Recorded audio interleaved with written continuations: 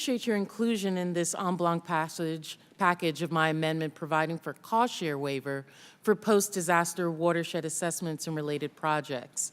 The WRDA 2014 provided that the Army Corps, with new authority in the wake of major disasters, to conduct post-watershed assessments and implement small flood control and ecosystem restoration projects. The post-disaster watershed assessments feed into the Continuing Authorities Program or project recommendations by the Secretary under the new project selection.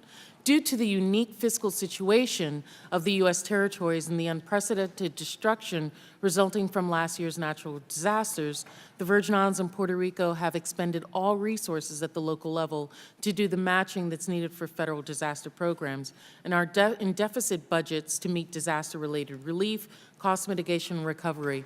Therefore, the amendment provides for a waiver of cost sharing for all activities carried out or undertaken pursuant to authorities described under the post-disaster watershed projects provision of WRDA 2014 in the territories of the United States. I want to thank you for working with me and the committee for working with me on this assistance. And I'd also like to work with the chairman as we go to the floor on federal reauthorization of the harbors in the St. Thomas area.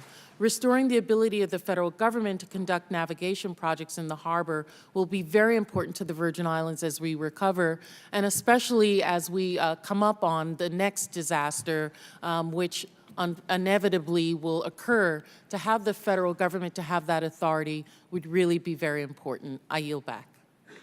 I thank the gentlelady. Any other members wish to be heard in the en bloc amendment?